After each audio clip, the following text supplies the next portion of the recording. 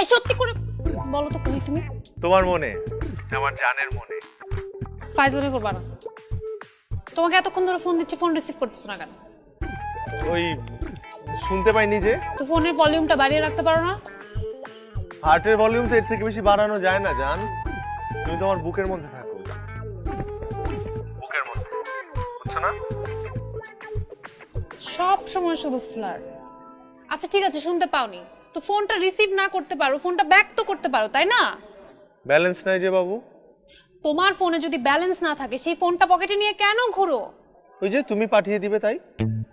আচ্ছা আপনি যদি এখনই আসেন না তাহলে আমি আপনার ফোনে ব্যালেন্স দিয়ে দিব, আই প্রমিস। তুমি আমাকে 2 মিনিট সময় দাও, আমি চিতার মতো আসতেছি। রাখো। দাও দাও দাও। আরে মামা, আরে লাগবে না। জানো তোমারে আমি কালকে টাকা দিয়ে যাবো নাকি। আরে ভাই আমরা তো চিনি না, যাই না। এ মামা,